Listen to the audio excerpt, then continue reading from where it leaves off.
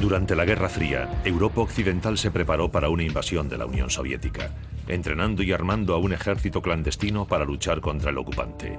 La invasión nunca se produjo, pero el ejército conocido como Stay Behind siempre estuvo ahí, preparado y ansioso por encontrar nuevas misiones inquietantes. El ejército secreto de la OTAN.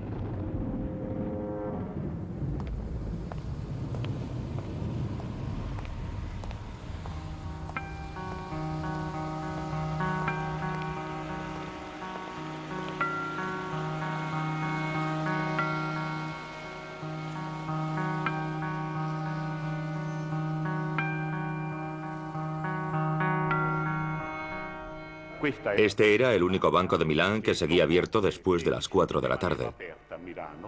Aquel día, a las 4:30, yo había firmado un contrato entre dos agricultores ancianos. Un compañero me llamó y me dijo que subiera al piso de arriba porque necesitaba unos papeles. Cuando llegué me di cuenta de que había olvidado el recibo. Abrí la ventana, intenté llamar a aquellas dos personas, pero no me oyeron. Así que cerré la ventana e hice algo que no solía hacer nunca. Me apoyé de espaldas sobre el cristal.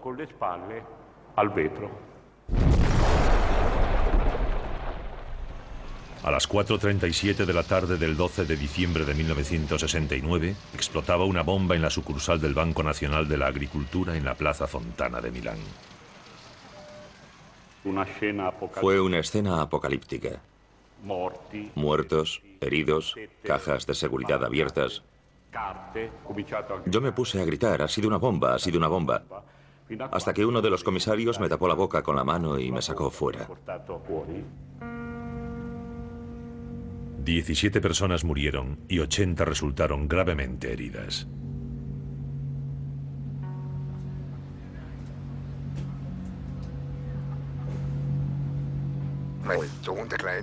Mi hijo pequeño, Ignaz, volvió de su primer día de clase y me preguntó, «Papá, ¿podemos ir a la Oktoberfest?»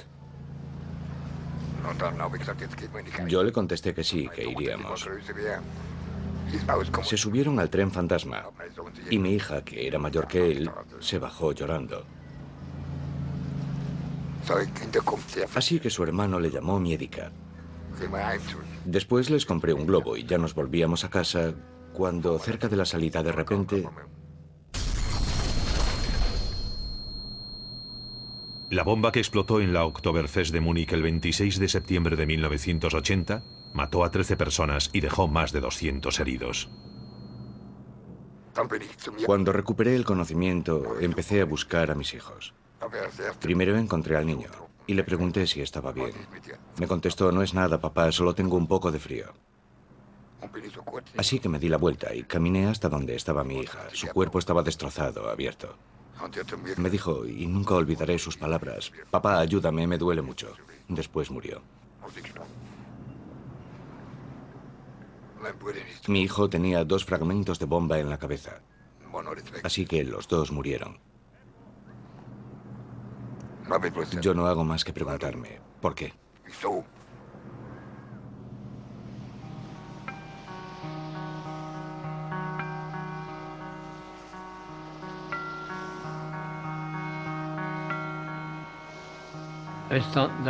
La cena ya estaba lista y estábamos esperando a mi hija, a mi yerno y a sus 2 hijos.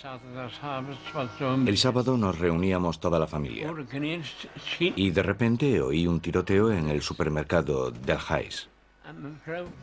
Salimos corriendo a la terraza y mi mujer gritó, «Mis hijos, mis hijos». Le dije que se calmase. Fui a ver lo que pasaba.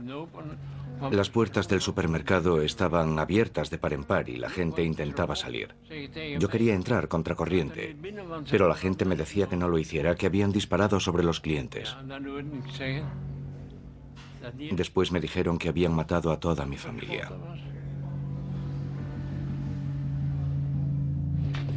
El 9 de noviembre de 1985, un grupo de hombres armados abrió fuego en el supermercado del Heis, en Aalst, Bélgica. Hombres, mujeres y niños fueron tiroteados. 8 murieron y 8 resultaron heridos. Nadie lo entendió. No era una acción típica de gángster. Los gángsters no matan niños. Lo haces si te ordenan que lo hagas. Igual que máquinas. La masacre fue solo uno de los 16 asombrosos ataques similares perpetrados entre 1982 y 1985, que serían conocidos como masacres Brabant. En total, 28 personas murieron y 20 resultaron heridas. A día de hoy, los asesinos todavía no han sido identificados. René de White cree que alguien tiene mucho interés en que nunca lo sean. Si descubriésemos a los asesinos, probablemente también descubriríamos otras cosas.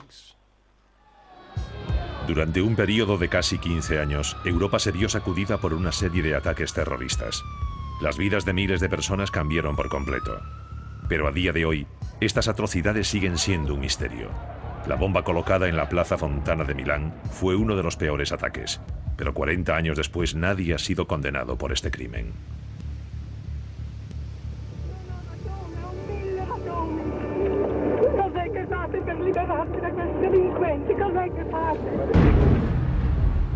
El fiscal Guido Salvini ha intentado más de una vez condenar a los hombres a quienes cree responsables del atentado. Cuando reabrimos la investigación en 1991, nadie había sido condenado. Los únicos condenados habían sido el general Maletti y el capitán Labruna, que habían intentado torpedear la investigación. Dos agentes de alto rango del servicio secreto italiano fueron condenados a penas de prisión en 1979 por ocultar y proteger a sospechosos clave.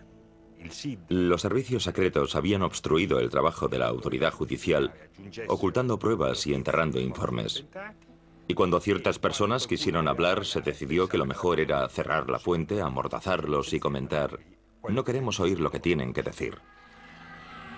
Los investigadores de otros países también vieron cómo se saboteaban sus investigaciones. La explosión de Múnich fue provocada por una sofisticada bomba casera de tubo, pero apenas unas semanas después del atentado, la policía concluyó que un único extremista, Gundolf Koechler, era el responsable. Fue encontrado entre los muertos. Aunque numerosos testigos declararon que habían visto a Koechler en compañía de 2 personas justo antes de la explosión, y a pesar de que Koechler era miembro de un grupo paramilitar de extrema derecha, la policía no encontró más sospechosos y cerró la investigación. Ignaz Platzer y su abogado Werner Dietrich creen que podrían estar ante una tapadera.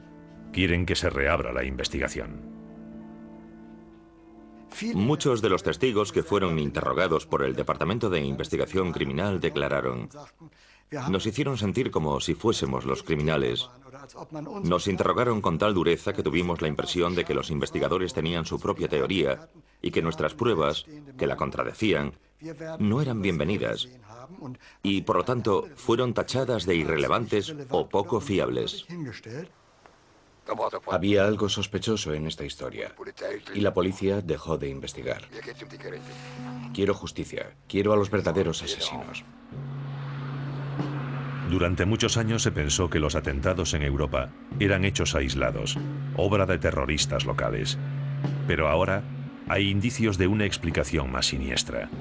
Un coche bomba en Italia, poco después de la atrocidad de Plaza Fontana, ayudó a arrojar luz sobre los otros ataques terroristas en Europa. En 1972, cerca de Peteano, en el noreste de Italia, una bomba mataba a 3 policías. Con el tiempo, los investigadores centraron su atención en Vincenzo Vinciguerra y su grupo terrorista de extrema derecha, Ordine Nuovo. El fiscal Felice Casson invirtió 10 años en la investigación del atentado. Primero se acusó a la extrema izquierda, pero entonces, como esta línea de investigación no se sostenía, el Estado acusó a un pequeño grupo de mafiosos locales.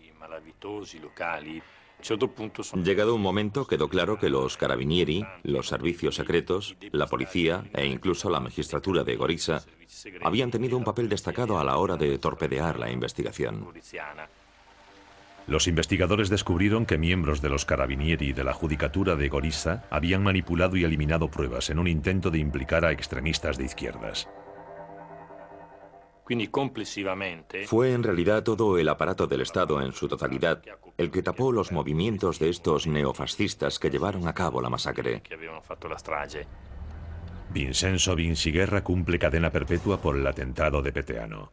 Pero cuando declaró ante el tribunal a mediados de los 80, mantuvo que él y su grupo de derechas estaban protegidos y financiados por una organización más importante en la sombra, relacionada a los más altos niveles con los servicios secretos del ejército.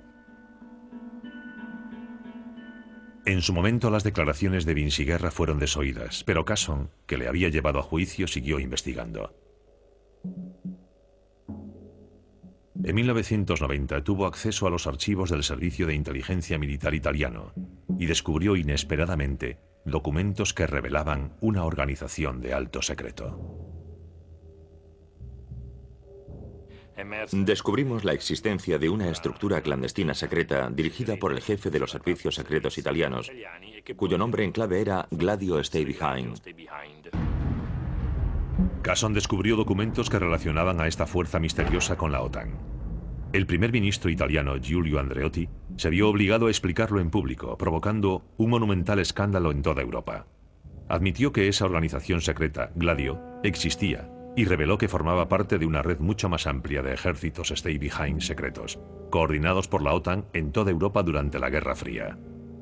Resultó que Gran Bretaña y los Estados Unidos habían entrenado y reclutado en secreto a civiles y militares en numerosos países de Europa.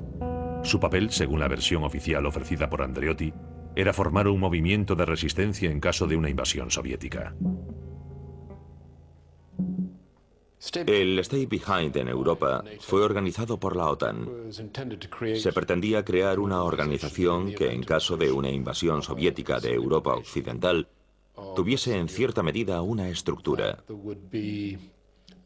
Una estructura que pudiese llevar a cabo operaciones clandestinas y mantener el contacto con las potencias occidentales.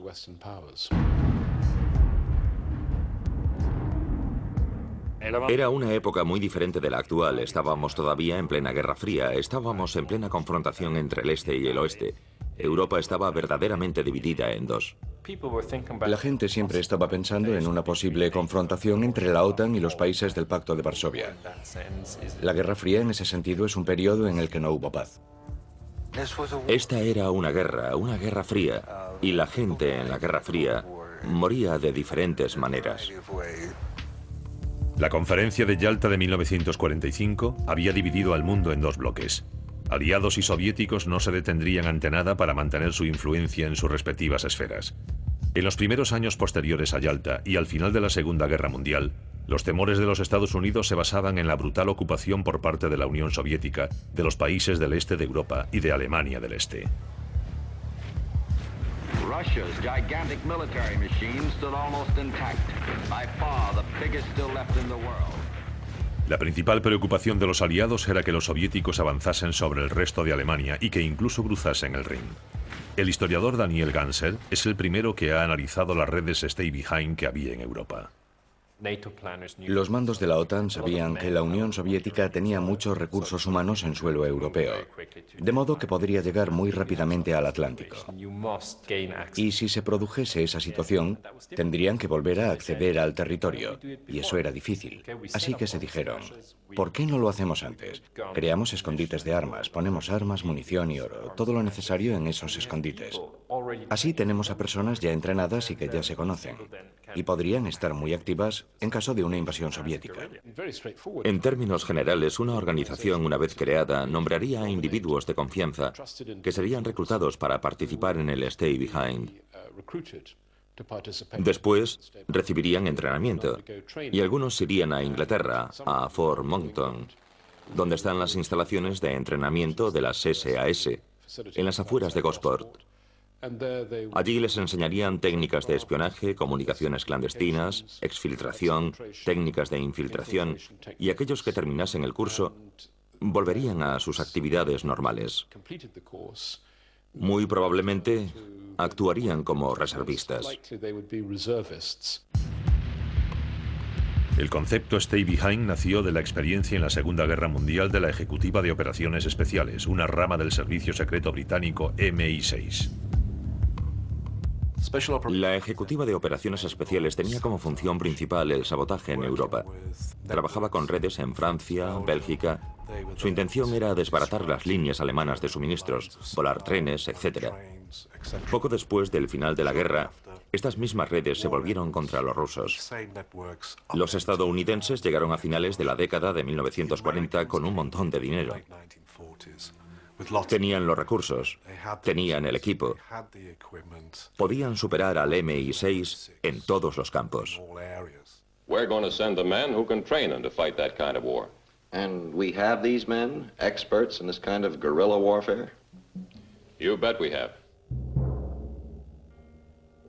Las investigaciones parlamentarias en Bélgica e Italia descubrirían posteriormente que las redes Stay Behind estaban dirigidas por los servicios secretos locales en estrecha cooperación con la CIA y el MI6 en más de 15 países europeos, entre ellos la neutral Suiza y Austria. En cada país, la red tenía su propio nombre: Gladio en Italia, SDRA8 en Bélgica.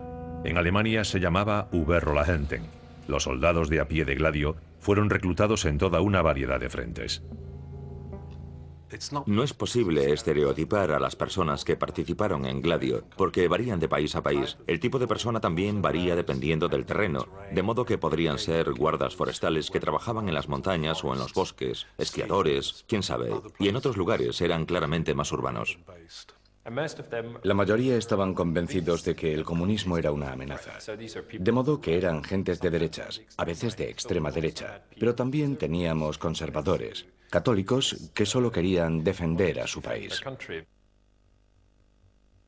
Hombres como Franco Bortolomeoli, un técnico y paracaidista aficionado de Bolzano, en el norte de Italia. A principios de la década de los 60 yo tenía 19 años y simplemente por la aventura me apunté a un curso de paracaidismo.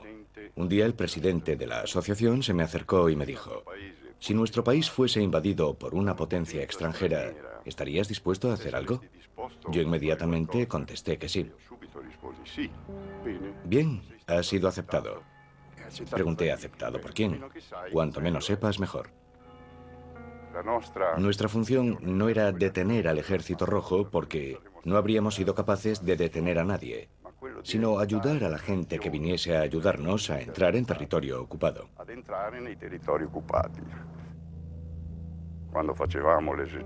Durante el entrenamiento, nos dijeron que un día concreto, a 1 hora y 1 minuto concretos, llegaría un avión del que saltarían 1 o 2 equipos de soldados, ingleses o americanos, fuerzas especiales que entrarían en acción.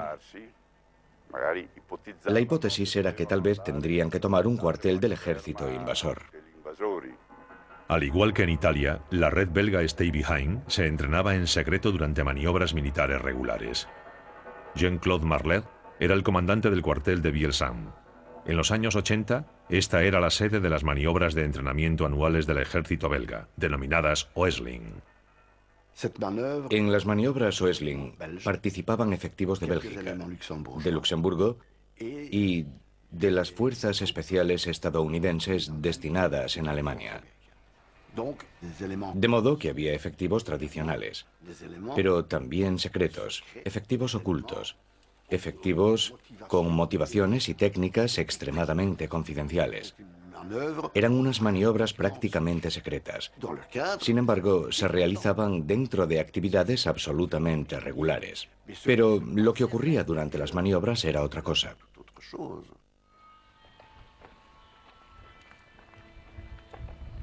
Lucien Disler era miembro del Stay Behind belga y responsable de la logística durante las maniobras. Yo era un patriota y anticomunista convencido. Yo estuve con quien me lo pidió. No sé si fue el Ministerio de Defensa quien me lo pidió, o si fue la OTAN, o si fueron simplemente los estadounidenses. No es mi problema.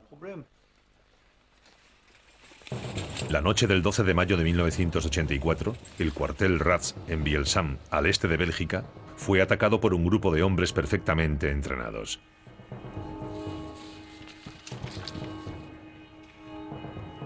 Un centinela fue abatido por el fuego de las ametralladoras y se robaron centenares de armas. El ataque al arsenal de Bielsheim Fue un ejercicio de entrenamiento. Son ejercicios al límite, para crear la situación más realista posible, para poner a prueba la resistencia y capacidad de los soldados. Son ejercicios extremos, pero ejercicios, al fin y al cabo. El oficial de guardia estaba aquí, vigilando este bloque, y entonces se acercó hasta aquí. En ese momento, el otro salió desde esa esquina y le disparó con una ametralladora. El oficial cayó al suelo gravemente herido. Desde aquel día siempre había pensado que el ataque había sido un error de las maniobras, un accidente. Pero entonces, años después, me encontré cara a cara con el oficial al que habían disparado. Y me dijo, no es verdad, no fue así. Me dispararon para detenerme. Yo me tiré al suelo y fingí que estaba muerto. Entonces el tirador se acercó a mí e intentó matarme con una ráfaga de ametralladora. En ese momento me di cuenta de que no había sido un accidente, sino un intento de asesinato. Milagrosamente el guardia sobrevivió. Tras el ataque, los ejércitos belga y estadounidense negaron cualquier tipo de participación. Las autoridades sospechaban que Lucien Disler había tomado parte en el ataque, algo que él niega. No puedo decir que sé quién ha disparado. Si lo supiese, no estoy seguro de si lo diría. Porque tengo 70 años, pero quiero vivir algunos más.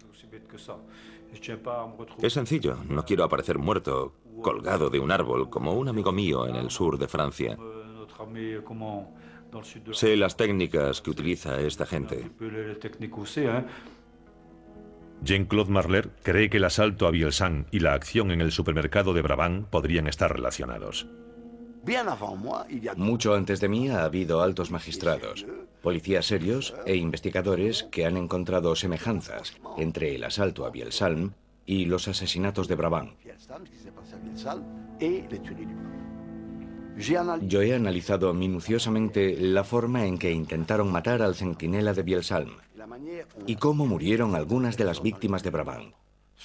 Se trata de asesinos extremadamente lúcidos, perfectamente organizados, fríos, con un modus operandi totalmente militar.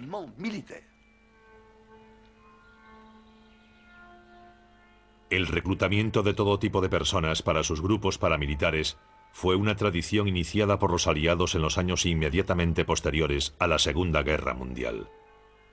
Se habían tomado muy en serio el viejo dicho, el enemigo de mi enemigo es mi amigo, y habían alistado a destacados nazis para la causa antisoviética. Uno de ellos, el maestro del espionaje de la SS, Reinhard Hellen, se convertiría en el fundador del primer servicio secreto alemán tras la guerra, que posteriormente supervisaría la red Stay Behind del país. En los primeros años de la Guerra Fría nadie hizo más que Hellen para alimentar los temores estadounidenses de una creciente amenaza soviética. El presidente Truman destinó millones a toda una batería de operaciones secretas y programas de inteligencia contra la amenaza comunista. La Ley de Seguridad Nacional de los Estados Unidos de 1947 proporcionó la cobertura legal para las acciones secretas de los Estados Unidos bajo el epígrafe de guerra no ortodoxa. La estrategia se perfiló con detalle en la Directiva 10/2 del Consejo de Seguridad Nacional e influiría enormemente en el modus operandi de los servicios secretos. La NSC 10/2 dice que se usarán todos los medios, incluida la formación de ejércitos secretos, incluida la manipulación de la población con miedo o propaganda, y que deberá invertirse una gran cantidad de dinero para hacerlo. El golpe de Estado comunista en Checoslovaquia, el bloqueo de Berlín y el estallido de la guerra en Corea contribuyeron a alimentar los temores estadounidenses de una invasión soviética de Europa. Las sospechas crecían a ambos lados del telón de acero. Tras la fachada oficial de la OTAN, crecía el deseo de organizar y establecer una red de ejércitos Stay Behind secretos en Europa Occidental. ¿Qué hacían las redes Stay Behind mientras esperaban la invasión rusa? Pues entrenar y participar en la política local. Y ahí es donde vemos el impacto más importante y más dañino de estas organizaciones Stay Behind en los países de Europa Occidental. En los años de posguerra, los partidos comunistas de Europa Occidental experimentaron un enorme aumento de popularidad. Su relación con sus camaradas soviéticos era muy preocupante. En aquella época, Peter Schischel dirigía la oficina de la CIA en Berlín.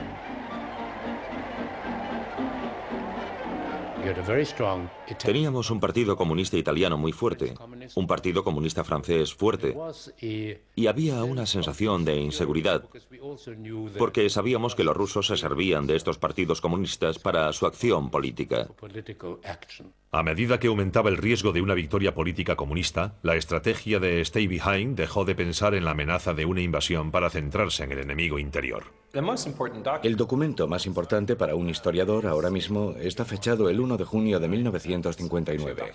Se trata de un documento de los servicios secretos militares italianos en el que consta que Gladio se creó por una parte para activarse en caso de invasión soviética y por otra en caso de sovvertimenti interni, que significa desórdenes internos. Sabemos que a partir de la década de los 50 los ejércitos secretos tenían estas dos tareas.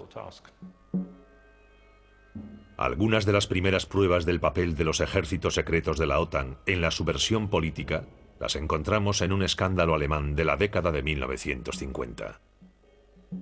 En 1952, un miembro de la red Stay Behind alemana entró en una comisaría de policía de Frankfurt y dijo: «Soy miembro de un ejército secreto. Nos han entrenado los estadounidenses para matar gente, para no dejar huellas y para ocultarnos en los bosques. Tenemos armas, tenemos explosivos y somos secretos». A Adenauer le indignó que los estadounidenses hiciesen cosas como esas sin su conocimiento. No es que yo me hubiese opuesto a que se hiciese, pero habría tenido más cuidado a la hora de elegir a la gente. El hombre que entró en aquella comisaría de policía en 1952 era Hans Otto, exoficial de la SS, que se había alarmado por el rumbo que estaba tomando su unidad Stay Behind. Su testimonio llevó al descubrimiento de un centro de entrenamiento secreto en los bosques de Hessen, en el centro de Alemania. Pero lo que más sorprendió a los investigadores fue que los paramilitares parecían tener encomendada una misión política más siniestra. Tenían listas de personas a las que querían matar, miembros respetados de la comunidad. Y siempre nos preguntamos, ¿asesinados en caso de invasión soviética o asesinados en caso de cambio de poder en el país?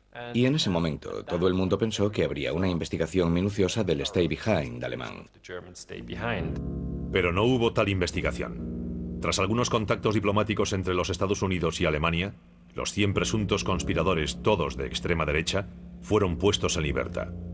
El caso se cerró y se olvidó rápidamente, hasta que un nuevo escándalo llegó a los titulares 30 años después. Tan solo un día después del atentado en la Oktoberfest, la policía descubrió que Gundolf Koechler, el presunto terrorista que había muerto en la explosión, era miembro de una organización paramilitar neonazi llamada Berserksportgruppe Hoffmann. A Gundolf Koechler siempre le habían interesado las armas y los explosivos, incluso dentro del grupo Berserksportgruppe Hoffmann. Tras el atentado, la policía registró inmediatamente la casa de sus padres en Donaueschingen y encontró lo que describieron como un laboratorio de bombas. Pero solo encontraron productos químicos para fabricar explosivos caseros. Y la investigación había concluido que en el atentado de Múnich se habían usado explosivos militares. Uno se pregunta, ¿cómo consiguió este tipo de explosivos? En los días posteriores a la masacre, la policía interrogó a algunos de sus camaradas.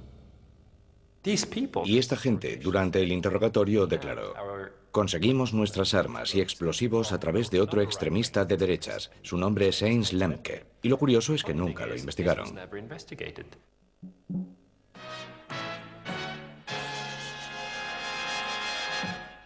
Guten Abend, meine Damen und Herren.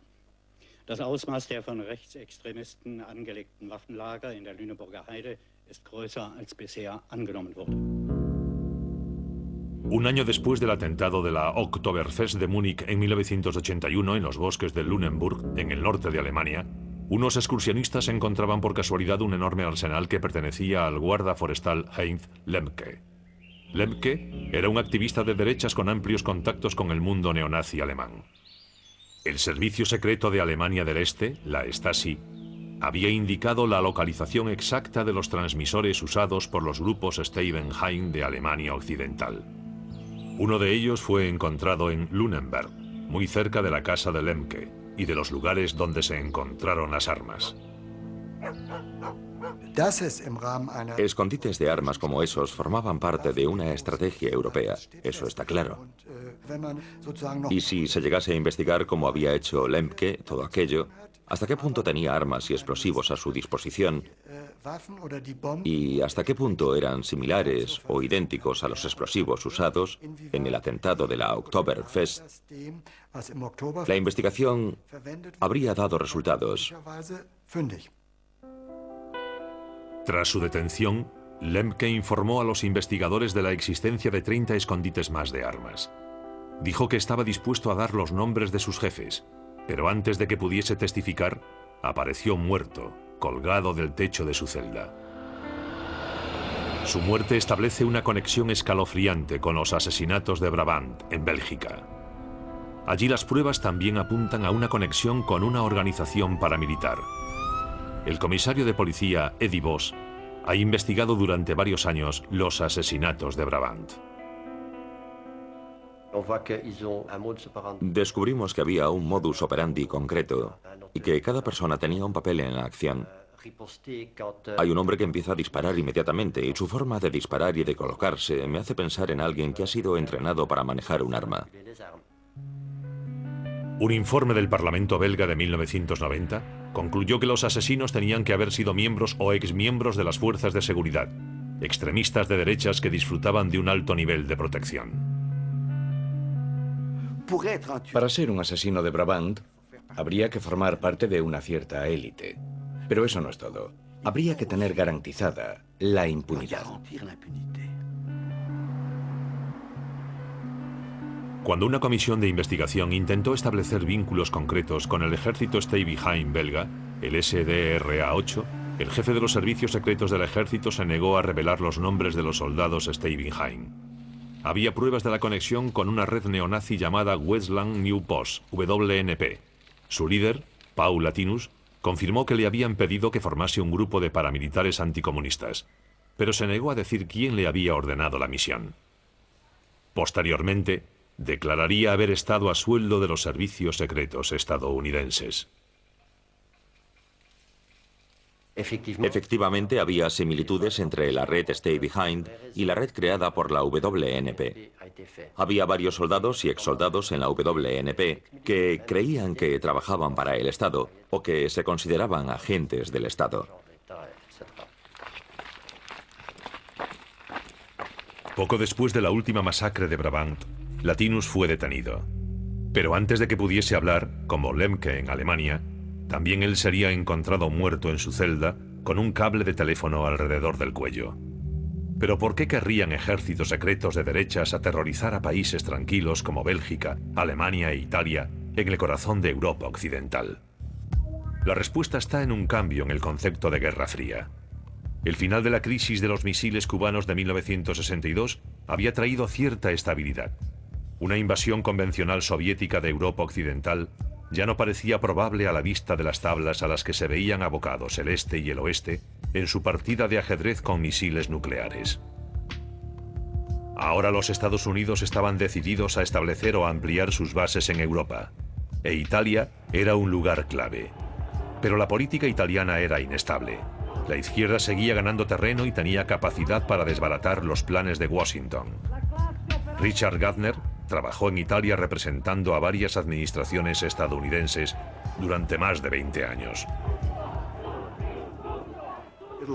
Italia era un elemento clave en el flanco sur de la OTAN. Y el Partido Comunista de Italia se oponía a todas las medidas prácticas para reforzar a la OTAN. De modo que había pruebas claras de que Italia no podría ser un buen aliado de la OTAN si los comunistas tomaban el control. Ante la evolución de la situación, se revisó la función de los ejércitos Steibenheim. La CIA empezaba a darse cuenta de que estas operaciones de Stay Behind no tenían ningún valor, excepto porque servían de vínculo para mantener unidos a los anticomunistas y para que estos siguiesen motivados. Era casi como un club, una organización fraternal. En 1965, en un lujoso hotel de Roma, se reunían lo más granado de la derecha italiana y los servicios secretos. Esta reunión, conocida como Instituto Polio, cambiaría radicalmente la sociedad italiana. No solo estaban presentes radicales de extrema derecha, sino también analistas políticos, estudiosos de la guerra revolucionaria y oficiales del Estado Mayor. De modo que había un amplio espectro de pensamiento que creía que había que tomar una acción preventiva contra el comunismo con todos los medios disponibles. El Instituto Polio, el Estado Mayor del Ejército y el Servicio de Información Militar dijeron muy claramente lo que querían.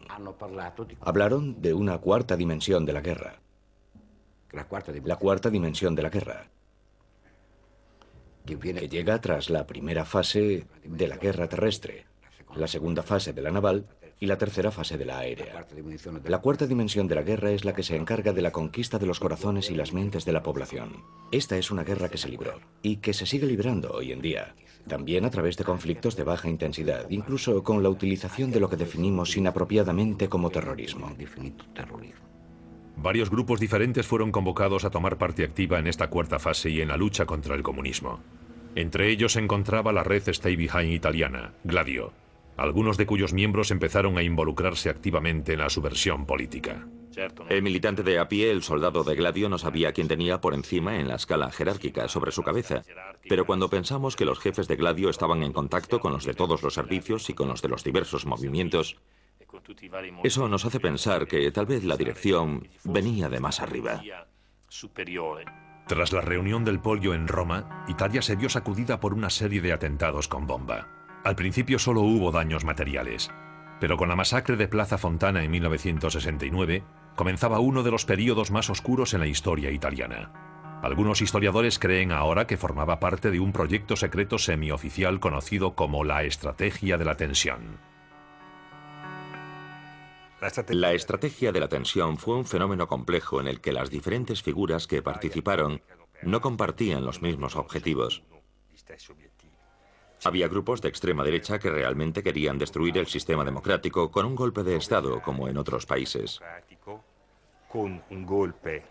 A su lado, por supuesto, estaba la mayor parte de los jefes militares, una parte de los servicios secretos y de las fuerzas conservadoras en general, que usaban a este primer grupo, pero que, en vez de apuntarse a un golpe de Estado propiamente dicho, lo hacían a una estabilización de las instituciones.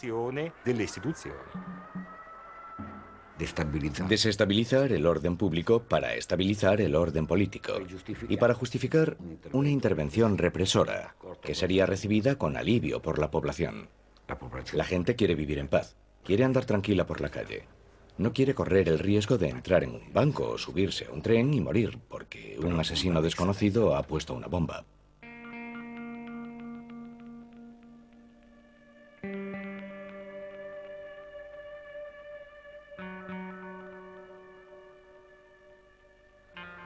En Bélgica, el comisario de policía Eddie Vos ha llegado a una conclusión similar sobre el papel central del miedo generado por los atentados. Aquí en Bélgica teníamos soldados en casi todos los aparcamientos de las grandes superficies. Hacíamos la compra con francotiradores en el tejado. La gente tenía miedo de hacer la compra, auténtico terror. Y eso, naturalmente, se inscribe dentro de esta estrategia, que es un elemento importante del terrorismo. Bélgica tenía miedo. Una vez que el miedo atenaza a la población, puedes convencerla de que haga cualquier cosa.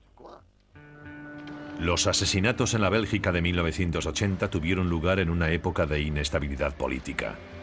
Decenas de miles de manifestantes se habían lanzado a la calle para protestar contra los planes de los Estados Unidos de instalar nuevos cohetes nucleares en suelo belga. Fue un periodo bastante turbulento en Bélgica debido a la instalación de aquellos misiles. Hubo centenares de miles de personas que salieron a la calle y aquello no gustó a todo el mundo. La gente se dio cuenta de que Bélgica era un poco el cajón desastre de la OTAN. Y teníamos que demostrarle al gran hermano americano que éramos gente seria.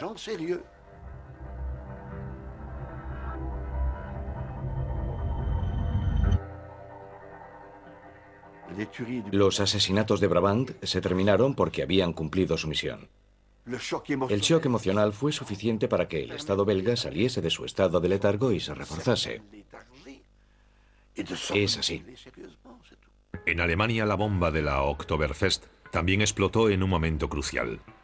El canciller del Partido Socialdemócrata, Helmut Schmidt, era considerado por algunos demasiado débil para hacer frente al terrorismo de extrema izquierda de la facción del Ejército Rojo y a los movimientos antinucleares que estaban surgiendo.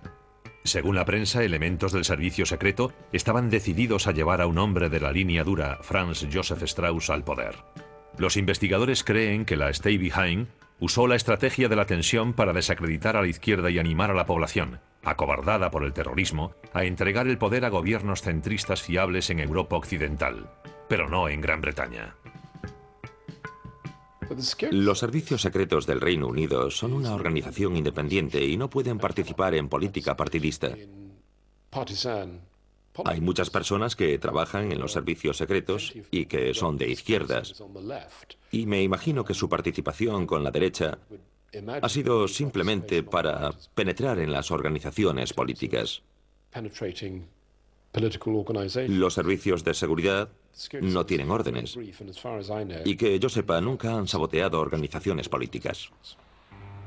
La interferencia de los servicios secretos extranjeros en la política europea tal vez sea difícil de demostrar, pero hay pruebas de su existencia en la investigación de Plaza Fontana. El descubrimiento tal vez más interesante que hicimos durante la investigación fue la relación entre las células de Ordine Nuovo, que operaban sobre todo en el Véneto, y las bases estadounidenses situadas en esa región. Visité nuestra base en Roma en septiembre-octubre de 1969 y el jefe de la base me dijo que tenía algunos problemas con inteligencia naval porque querían llevar a cabo algunas operaciones en territorio italiano, operaciones clandestinas, y parecía enfadado. Me dijo, les he dicho que no me importa que hagan sus operaciones, siempre que no interfieran con el trabajo de la CIA. Durante la investigación del atentado de Plaza Fontana, el fiscal Guido Salvini demostró la participación de Carlo Di Giglio, terrorista de la organización paramilitar de extrema derecha Ordine Nuovo e informador de la inteligencia naval de los Estados Unidos. Di Giglio era un militante de Ordine Nuovo que se ocupaba del aspecto logístico. Era un gran experto en armas y un personaje central. Este hombre frecuentaba las bases de los Estados Unidos, como la de Verona, dado que formaba parte de la red de informadores de los Estados Unidos. Les informaba sobre sus actividades y también recibía instrucciones de ellos. Así que era una especie de agente doble y todo esto nos lo contó con grandísimo lujo de detalles. Cuando se habla de Carlo Di Giglio y del papel que pudo haber tenido en el atentado de Plaza Fontana, hay que describirlo con propiedad. No como un fascista, sino como un agente de los servicios secretos, hijo de un agente de los servicios secretos. Y fueron los servicios secretos los que le impusieron que trabajase con la derecha.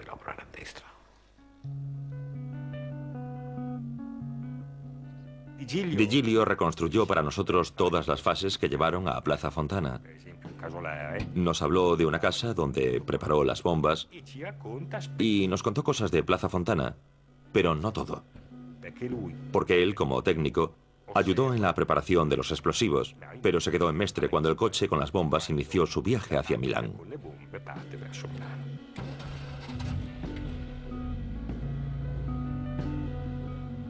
Plaza Fontana se concibió con el propósito de permitir al presidente de la República y al gobierno en ejercicio proclamar el estado de emergencia. Era un golpe de estado institucional. En 1969 el mecanismo parecía perfecto.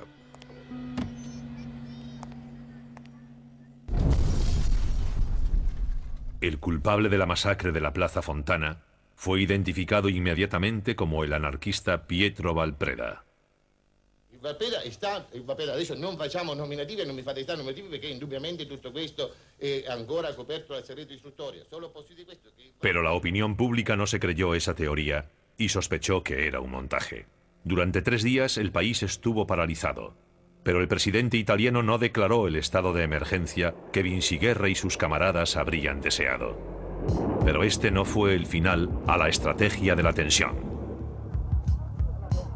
Durante la década siguiente, el pueblo italiano se vería atormentado por una serie de ataques terroristas.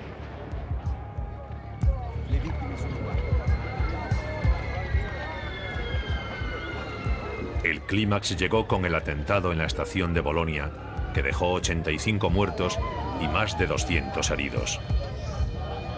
Estos sucesos han llevado al terrorista Vinciguerra a creer que los grupos de ultraderecha, como el suyo propio, estaban manipulados por el Estado.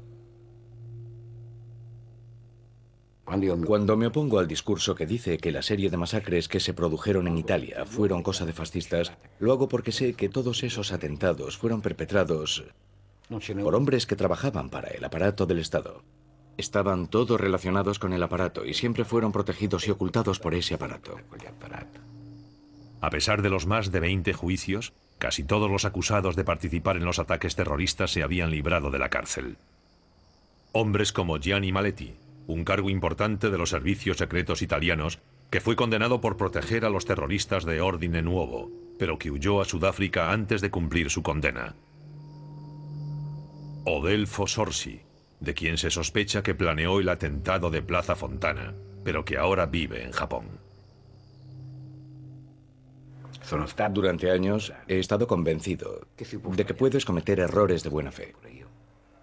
Al final fui yo quien cometió el error al pertenecer a esta organización. Pero llegado un momento hay que decir la verdad. En Italia muchos de los atentados terroristas todavía no se han resuelto. En el atentado principal, el de la Plaza Fontana, no tenemos ningún responsable desde el punto de vista judicial. Aunque histórica y políticamente hay una verdad en los miles y miles de documentos recopilados por la comisión que investigó los atentados. Lo mismo ocurre en Bélgica. Muchos siguen esperando las respuestas que hasta ahora no ha dado la investigación Brabant. Un Estado que acepta que se maten a 16 hombres, mujeres y niños en 3 atentados en 2 días, simplemente porque habían escogido el lugar equivocado en el momento inoportuno para hacer sus compras, es un Estado que no merece respeto y no merece sobrevivir.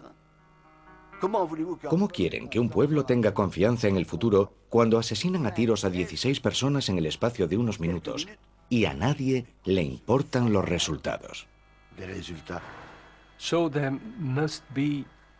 Supongo que todavía hoy hay gente que no quiere que se conozca la verdad. Estoy segura. Al menos en Múnich todavía hay esperanza de que los auténticos instigadores de la matanza de la Oktoberfest sean llevados algún día ante la justicia. La mejor oportunidad de averiguar quién estaba realmente detrás de este atentado se presentó justo después de que explotase la bomba. Los testigos que declararon que Keller iba acompañado deberían haber sido interrogados con mayor rigor. Hoy hay pruebas recogidas en el escenario de un crimen que pueden ser analizadas con los últimos métodos científicos. En los últimos años hemos visto que muchos crímenes sin resolver se han resuelto de esta manera. El abogado Werner Dietrich y las víctimas Platzer y Martínez siguen intentando reabrir la investigación del atentado de la Oktoberfest, pero han descubierto que muchas de las pruebas originales han desaparecido. Desgraciadamente, la oficina del Ministerio Fiscal me ha informado de que muchas pruebas que pensaban que tenían Han sido destruidas o han desaparecido. No queda ni rastro de ellas. ¿Cómo pueden destruir las pruebas del juicio? En otros casos se procesa a los sospechosos. Aquí estamos, ante asesinos en masa, y han destruido las pruebas.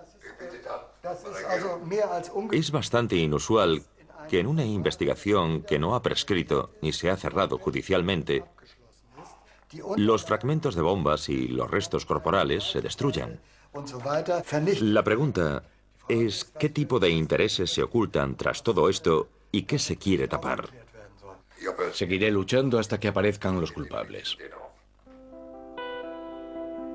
La historia del ejército secreto de la OTAN no está cerrada. En noviembre de 1990, el Parlamento Europeo condenó a Gladio y Stay Behind. Solicitó una investigación completa, que todavía no se ha llevado a cabo, y el total desmantelamiento de estas estructuras paramilitares.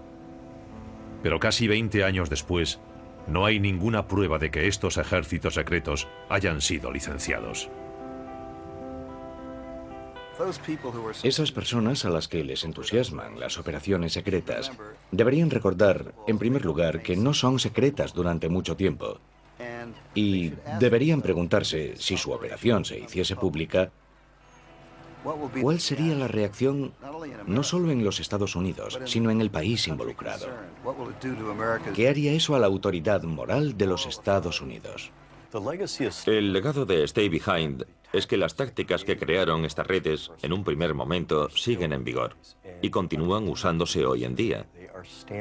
Son procedimientos de actuación habituales. La gente que paga el precio por todo ello son hombres y mujeres normales de todo el mundo.